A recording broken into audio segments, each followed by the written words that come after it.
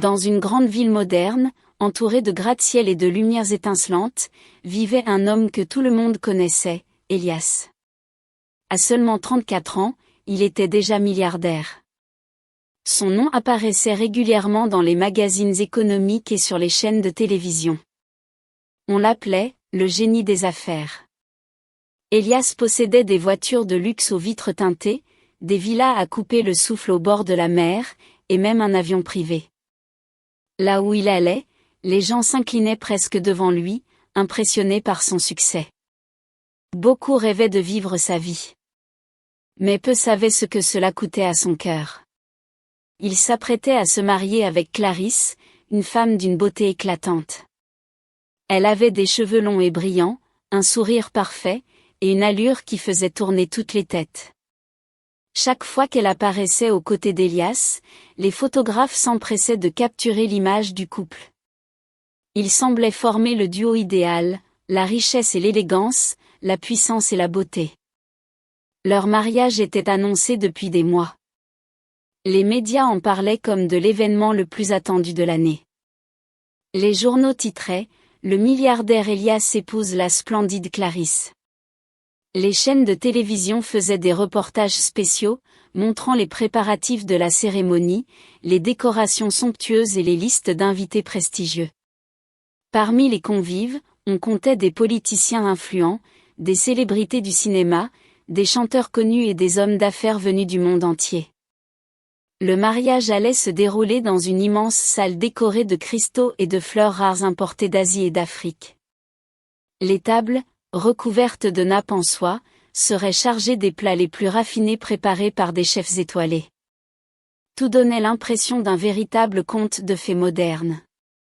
Les journalistes parlaient déjà de « mariage du siècle », une union parfaite qui ferait rêver des millions de personnes. Pourtant, derrière ce faste, se cachait une vérité que personne ne voyait. Elias, malgré ses sourires devant les caméras, n'était pas un homme heureux. Son cœur, autrefois rempli de rêves simples et d'espoir, s'était peu à peu endurci. Les trahisons d'amis intéressés, les déceptions amoureuses et sa soif de réussite l'avaient transformé. Il avait appris à se méfier des gens, convaincu que la plupart ne l'approchaient que pour sa fortune. Quand il rencontrait Clarisse, il avait vu en elle une solution, une femme belle et distinguée, capable de donner une image parfaite à son empire. Aux yeux du monde, elle semblait être la compagne idéale. Mais au fond de lui, Elias savait qu'il ne ressentait pas l'amour sincère qu'il avait connu autrefois. Il se disait que ce mariage serait plus un contrat qu'une véritable histoire d'amour. Clarisse représentait le prestige, la stabilité et le respect de la haute société. Et pour lui, qui avait bâti sa vie sur les apparences et la puissance, cela semblait suffisant. Pourtant, une petite voix intérieure lui murmurait que quelque chose manquait. Mais il la fit taire, persuadé que le bonheur pouvait se construire avec des sourires, des bijoux, et des photos de magazines. Ce qu'il ignorait encore, c'est que ce mariage, annoncé comme le plus grand jour de sa vie, allait être bouleversé par 3 petites voix enfantines, capables de faire voler en éclats l'illusion parfaite qu'il entretenait. Le grand jour était enfin arrivé.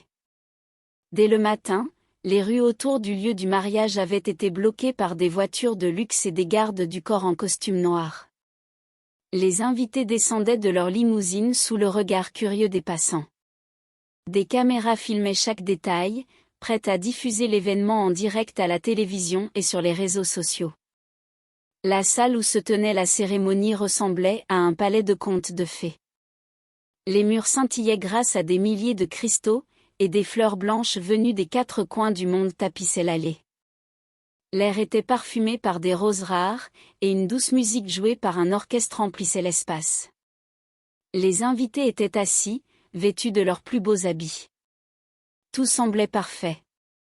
Au centre, Elias portait un costume élégant, taillé sur mesure. À ses côtés, Clarisse, dans une robe blanche somptueuse, brillait comme une reine. Tous deux avançaient vers l'autel, entourés de regards admiratifs. Les caméras cliquaient sans cesse, immortalisant chaque sourire et chaque geste. Le prêtre, d'une voix grave et posée, ouvrit son livre et commença les paroles solennelles. Les invités retenaient leur souffle. Puis il prononça la phrase traditionnelle. Si quelqu'un s'oppose à cette union, qu'il parle maintenant ou se taise à jamais. Un silence lourd s'installa. Personne ne bougea. Tous pensaient que cette union était inévitable, déjà écrite. Mais soudain, ce silence fut brisé par 3 voix enfantines, claires et tremblantes. Ne l'épousez pas. La salle entière se retourna comme un seul homme. Les invités se regardaient, choqués, croyant d'abord à une mauvaise blague. Le prêtre lui-même leva la tête, surpris. Au bout de l'allée, 3 petits enfants identiques se tenaient main dans la main. C'étaient des triplés, âgés d'Axan grave peine 8 ans. Ils avaient les mêmes cheveux bruns, les mêmes yeux pétillants, et la même expression courageuse, bien que leurs lèvres tremblaient d'émotion. Un murmure parcourut la salle. Les invités chuchotaient, certains indignés, d'autres intrigués. Qui sont ces enfants? Comment sont-ils entrés ici? Est-ce une mise en scène? Les gardes de sécurité hésitèrent à intervenir. L'instant était trop étrange, trop solennel pour être interrompu brutalement. Les 3 enfants s'avancèrent timidement, leurs petits pas résonnant dans la grande salle. Malgré leur peur, ils tenaient bon. Leurs yeux fixaient Elias avec une intensité troublante. Elias, lui, resta figé. Ses mains se crispèrent, son cœur battit plus vite. Il ne comprenait pas, mais au fond de lui, quelque chose s'éveillait. Ces visages ne lui étaient pas totalement étrangers. Clarisse, en revanche, pâlit soudainement. Ses yeux s'écarquillèrent, son sourire se figea. Elle détourna la tête, comme si elle voulait éviter ce spectacle.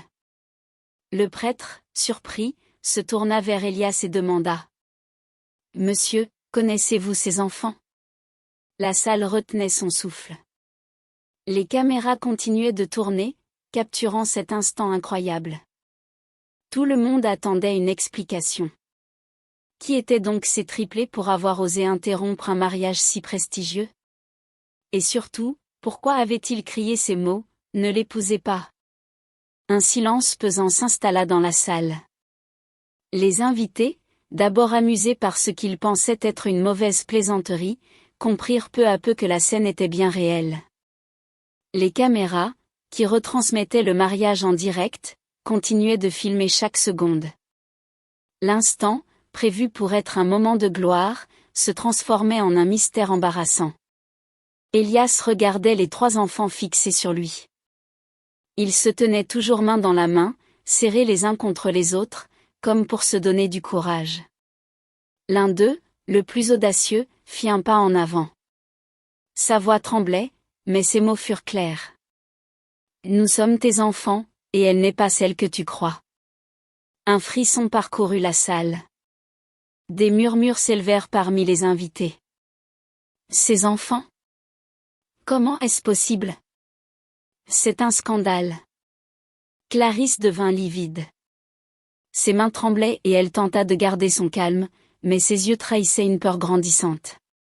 Elle lança un regard rapide vers Elias, espérant détourner son attention, mais c'était trop tard.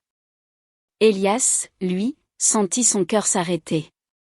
Des images de son passé refirent surface, une femme au sourire tendre, des moments simples mais sincères, un amour qu'il avait autrefois connu avant de le perdre dans la course effrénée vers la richesse. Et comme si le destin avait choisi ce moment précis, la porte de la salle s'ouvrit. Une femme entra, vêtue simplement d'une robe modeste. Elle n'avait ni bijoux éclatants, ni maquillage excessif. Pourtant, son regard portait une force que nul ne pouvait ignorer. C'était Sophia. Elle s'avança d'un pas ferme, même si l'émotion faisait trembler ses mains. Ses yeux se posèrent sur Elias, puis sur les invités, avant de revenir sur ses enfants. « Oui, Elias. Ce sont bien tes enfants, dit-elle d'une voix douce mais ferme. Un silence de plomb s'abattit.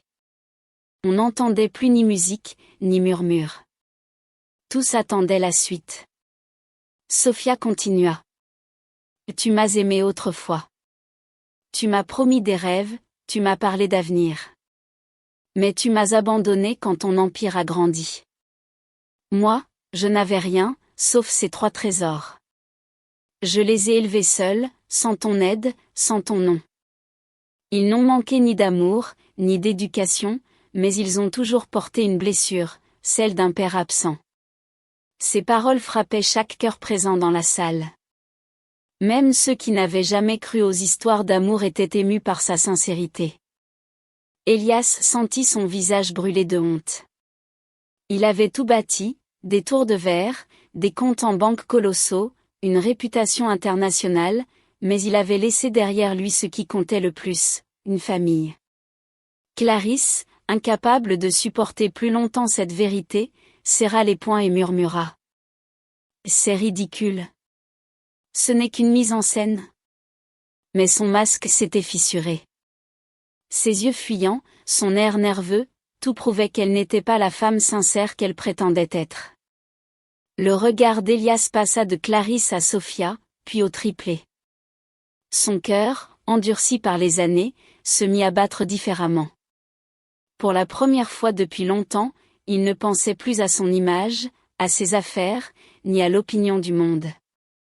Il voyait simplement 3 enfants qui attendaient un père, et une femme qui avait eu le courage d'aimer sans condition. La vérité venait d'éclater, et plus rien ne serait comme avant. La salle était plongée dans un silence irréel. Tous les invités, habitués aux soirées mondaines et aux apparences parfaites, se retrouvaient témoins d'une scène qu'aucun ne pouvait oublier. L'éclat des cristaux et la beauté des décorations semblaient soudain inutiles face à cette vérité brute. 3 enfants réclamaient leur père, et une femme blessée révélait le secret le mieux gardé. Élias, au centre de l'attention, sentait son cœur s'alourdir. Son esprit était partagé. D'un côté, il y avait Clarisse, la femme parfaite aux yeux du monde, celle qui lui garantissait prestige et image idéale. De l'autre, il y avait Sophia et les triplés, son passé, ses erreurs, mais aussi peut-être son avenir et la promesse d'un amour sincère. Clarisse, voyant l'hésitation d'Élias, tenta de reprendre le contrôle. Elle serra sa robe entre ses doigts et lança d'une voix glaciale. « Ne les écoute pas, Élias. Ce sont des imposteurs. Ils veulent profiter de toi, salir ton nom le jour le plus important de ta vie. » Mais ces mots manquaient de conviction. Ses yeux fuyants, son visage tendu, tout trahissait sa peur de perdre ce qu'elle convoitait depuis le début, la fortune et le statut d'épouse d'un milliardaire. Sophia, au contraire, ne bougea pas. Elle ne cria pas, elle ne supplia pas. Son regard, rempli de dignité, se posa sur Élias. D'une voix calme, elle dit simplement. « Je ne suis pas venue pour ruiner ta vie, Élias. Je suis venue pour que tu connaisses la vérité. Nos enfants avaient le droit de savoir qui tu es. Je n'attends rien de toi, si ce n'est que tu regardes dans leurs yeux et que tu décides qui tu veux être. » Ces mots frappèrent Élias de plein fouet. Il tourna la tête vers les triplés. Leurs petits visages étaient tendus, leurs yeux brillants de larmes retenues. Ils n'avaient pas crié pour la gloire ni pour attirer l'attention. Ils avaient crié par besoin d'amour, par instinct, parce qu'ils ne voulaient pas que leur père commette une erreur irréversible. Les invités, touchés, se murmurèrent entre eux. « C'est incroyable. On ne peut pas inventer une telle sincérité. On dirait que le milliardaire doit enfin choisir entre l'argent et l'amour. » Élias sentit une boule dans sa gorge. Ses jambes tremblaient. Lentement, il se détourna de Clarisse et marcha vers les triplés. Chaque pas résonnait dans la salle comme un coup de tonnerre. Quand il arriva devant eux, il tomba à genoux. Les caméras captèrent son visage bouleversé, ses yeux humides. « Pardonnez-moi, » dit-il d'une voix brisée. « J'ai passé ma vie à chercher la richesse, à bâtir des empires, mais j'ai oublié l'essentiel. Vous. » Les triplés se jetèrent dans ses bras, pleurant de soulagement. Sophia, émue, porta une main à sa bouche pour retenir ses larmes. Pour la première fois depuis des années, elle voyait dans le regard d'Elias non pas l'homme froid et ambitieux qu'il était devenu, mais celui qu'elle avait aimé autrefois. Clarisse, furieuse, se leva brusquement. « Tu fais une énorme erreur, Elias. Tu détruis tout pour 3 gamins et une femme qui n'a rien à t'offrir. » Mais Elias se releva, tenant toujours ses enfants contre lui. Il fixa Clarisse droit dans les yeux. Sa voix, ferme et claire, résonna dans toute la salle. L'erreur, Clarisse, c'était de croire que le bonheur se trouvait dans l'apparence et l'argent. Aujourd'hui, je choisis la vérité, je choisis ma famille. Clarisse, humiliée, quitta la salle en claquant la porte. Le conte de fées superficielles venait de s'effondrer. Mais dans ce chaos, Elias avait enfin trouvé son véritable trésor, l'amour qu'il avait toujours cherché sans le savoir.